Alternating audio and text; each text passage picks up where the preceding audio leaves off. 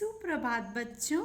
आज हम आपकी हिंदी की पुस्तक स्पृहा का पाठ 6 पढ़ेंगे, सूरज और चांद।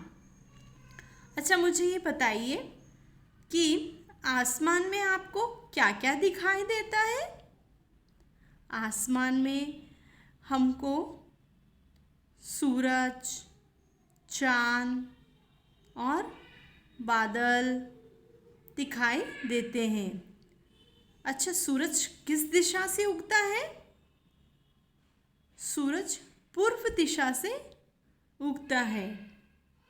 और हम चांद को किस समय देख पाते हैं? हम चांद को रात में देख पाते हैं।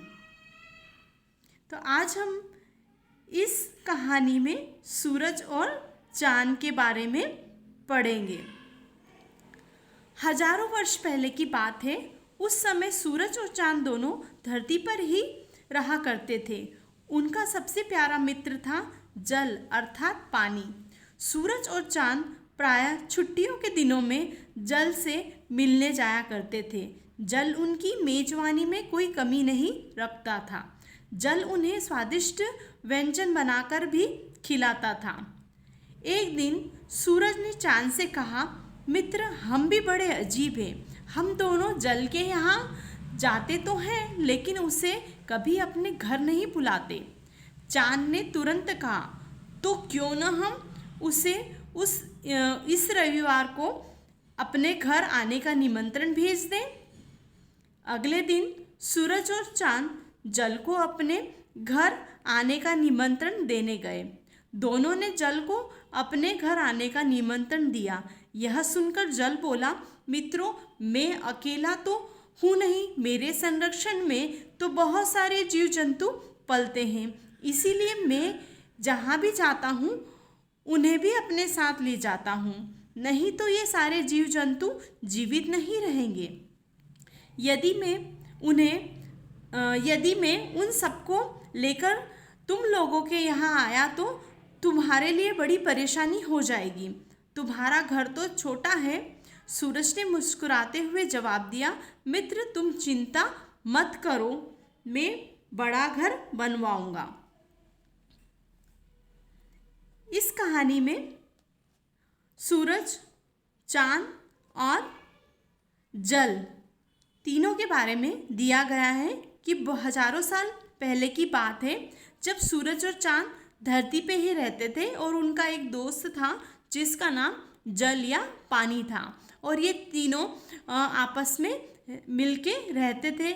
लेकिन सूरज और चांद तो छुट्टियों में जल के घर चले जाते थे, लेकिन वो कभी भी जल को अपने घर नहीं बुला पाए थे। तो उन्होंने सोचा कि क्यों ना इस बार हम जल को अपने घर बुलाते हैं। तो वो इसके लिए जल को निमंत्रण देते हैं। लेकिन जल ये उनका निमंत्रण पाके खुश तो होता है, लेकिन उनसे कहता है कि मित्रों, मैं अकेला नहीं हूँ, मेरे संरक्षण में या मेरे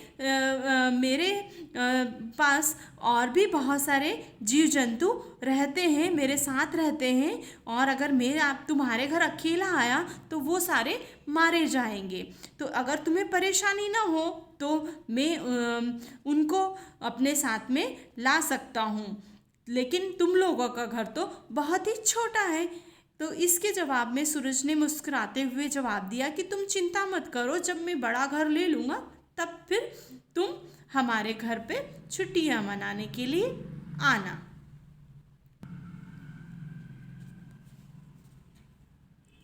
मैं एक बड़ा घर बनाऊंगा तब तो आओगे ना। जल ने सूरज का निमंत्रण स्वीकार किया। निमंत्रण का अर्थ होता है किसी को अपने घर पे आमंत्रित करना।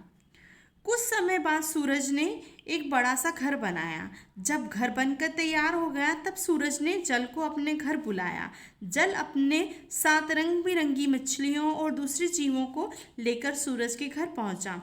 जल ने शिष्टता के साथ में बाहर खड़े होकर पूछा, क्या मैं अपने जीव जंतुओं के साथ अंदर आ सकता हूँ मित्र? सूरज ने स्वागत करते हुए कहा, हाँ हाँ मित्र, आ जाओ। जल अंदर आ गया। कुछ ही देर में सूरज का घर घुटनों तक पानी से भर गया। धीरे धीरे रसोई घर में भी पहुंच गया। सूरज को खाना पकाने में कठिनाई होने लगी। इससे पहले कि वह पूरा खाना पका पाता, पानी सिर तक आ गया। जल के छोटे छोटे जीव जंतु आराम से सूरज के घर में तैरने लगे। जब जल सिर से ऊपर होने लगा, तब चांद और सूरज भागकर छत पर पहुँचे। जल वहाँ भी आ पहुँचा। सूरज और चांद समझ नहीं पा रहे थे कि किस तरह इस मुसीबत से बाहर निकले। तभी अचानक उन्हें एक उपाय सूझा। वे अपने घर की छत से उछलकर आसमान में आ गए। आसमान उन्हें इतना अच्छा लगा कि तब से वे आसमान में ही रहने लगे। आज भी वे दोनों आसमान में ही रहते हैं और दूर से ही पृथ्वी के जीव जंतुओं को देखकर खुश होते हैं। अब यहाँ पे सूरज जल से कहता है कि तुम चिंता मत करो, जब मैं बड़ा घर बनाऊंगा तब तुम हमारा निमंत्रण स्वीकार कर लेना। और फिर सूरज जब अपना बड़ा घर बना लेता है, तब फिर वो जल को फिर से बुलावा भेजता है। तो जल अपनी साथ में रंग बिरंगी मछलियों को और दूसरे जीव को लेकर भी सूरज के घर आ जाता है और उसके घर के बाहर आके फिर से एक बार शिष्टता से पूछता है कि क्या मैं अंदर आ सकता हूँ मित्र। सूरज उसको कहता है कि तुम्हारा स्वागत है मित्र, तुम आ जाओ। लेकिन जैसे ही जल सूरज के घर के अंदर आता है, तो धीरे धीरे सूरज का घर घुटनों तक भर जाता है और वो जल उसकी रसोई तक पहुंच जाता है। इससे सूरज को खाना बनाने में परेशानी होने लगती है और फिर वो खाना भी नहीं बना पाता है। तब तक उसका घर तो पूरा ही जीव जंतुओं से भर जाता है और फिर वो भागकर चांद के साथ में छत पे चले जाता है। लेकिन फिर देखता है कि जल तो छत तक भी पहुंच गया। फिर चांद और सूरज दोनों को समझ में नहीं आता है कि क्या करें।